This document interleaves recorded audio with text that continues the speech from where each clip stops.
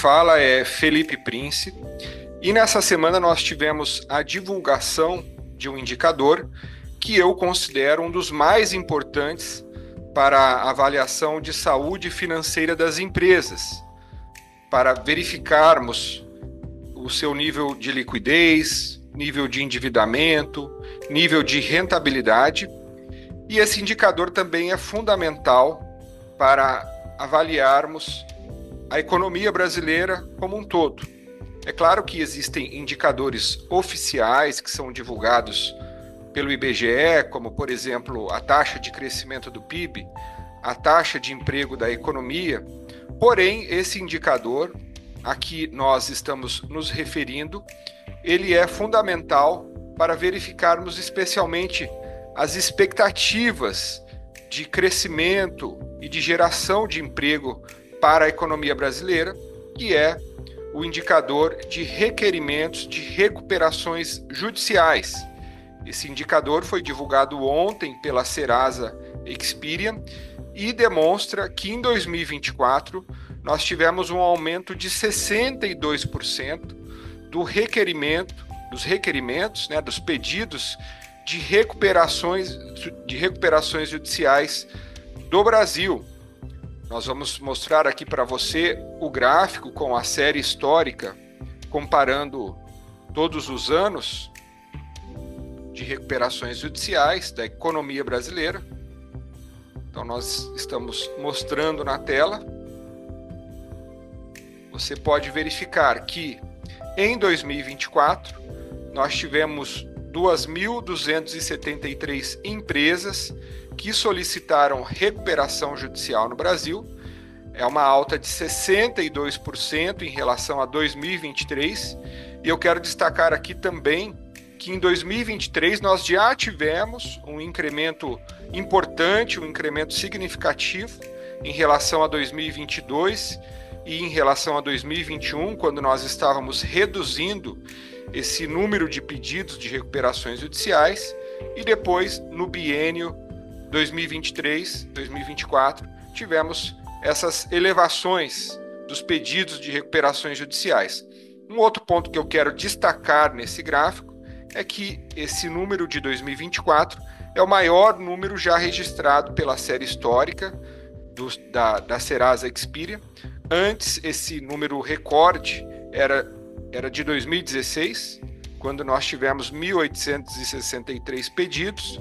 No entanto, 2024 superou até mesmo o ano de 2016 em mais de 20%.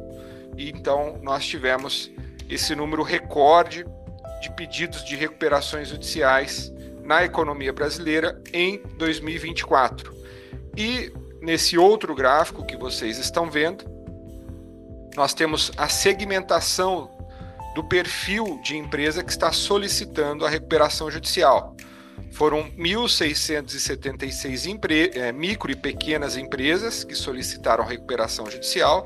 Você está vendo aí na fatia azul desse gráfico. Nós tivemos 416 médias empresas que solicitaram recuperação judicial e 181 grandes empresas que solicitaram recuperação judicial no Brasil em 2024. E como eu estava falando no início do vídeo, eu considero esse indicador fundamental porque ele expressa não apenas o que aconteceu com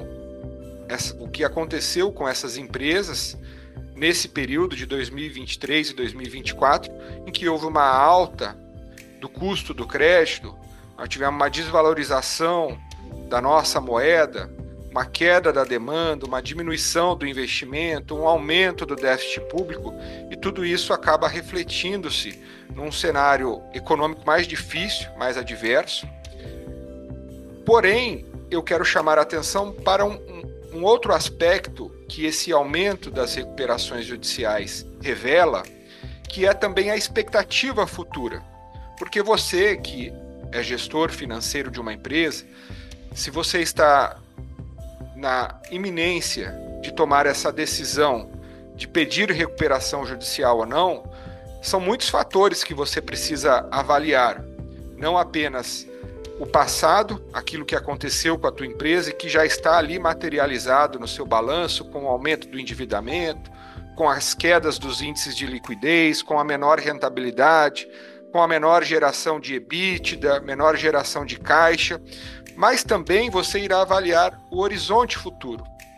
Todo empresário, ao tomar uma decisão tão importante quanto essa, que é a solicitação da recuperação judicial, ele, é claro, vai se basear no que aconteceu no seu passado recente e que está afetando a saúde financeira da empresa, porém ele irá olhar também o que ele espera que irá acontecer nos próximos 12 meses, nos próximos 24 meses, para saber se ele terá chance de melhorar a saúde financeira da empresa, de melhorar os seus índices, de conseguir mais crédito.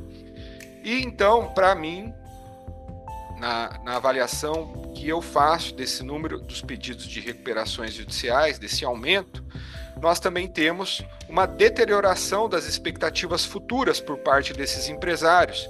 E os próprios números do Banco Central, nessa semana nós tivemos a divulgação do Boletim Focus, demonstram também isso. A expectativa de crescimento do PIB para 2025 é menor do que o crescimento do PIB de 2024. Nós temos também uma expectativa de elevação das taxas de juros em 2025, em relação a 2024, portanto, crédito mais caro, e também a própria desvalorização da nossa moeda, a desvalorização do real, traz um componente de pressão sobre os custos nas cadeias produtivas brasileiras. E aqui eu quero chamar a atenção para o nosso setor, que é o agronegócio. Nós temos praticamente 80% das matérias-primas utilizadas na produção de fertilizantes e defensivos são trazidas de fora do Brasil. Então, o real desvalorizado significa custo de produção mais caro para o produtor rural. E as campanhas realizadas pelas indústrias de fertilizantes e defensivos para a safra 2025-2026 já se iniciaram, e nós temos, nos levantamentos que nós realizamos aqui na nossa empresa, uma verificação, uma constatação de custos mais altos em função da desvalorização do real. Então é muito importante nós estarmos atentos a esse aspecto. Um segundo aspecto é a questão do crédito mais caro e restritivo, com as altas que nós teremos ao longo de 2025 para conter esse processo de aumento do déficit público e também aumento da inflação no Brasil.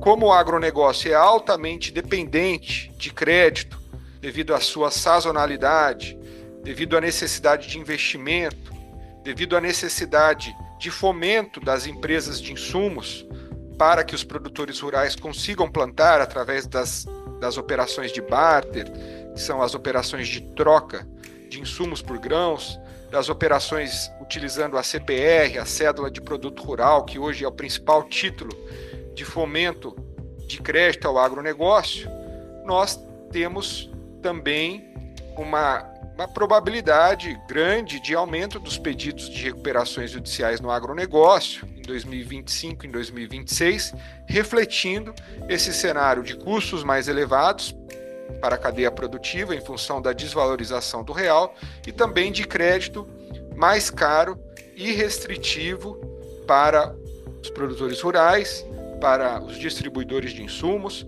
para as cooperativas, para as indústrias, para as usinas de açúcar e álcool, para as tradings, para os cerealistas, ou seja, para toda a cadeia produtiva do agronegócio. Nós teremos uma planilha com um custo financeiro mais elevado em 2025, e isso aumenta a chance, aumenta a probabilidade de elevação dos pedidos de recuperações judiciais.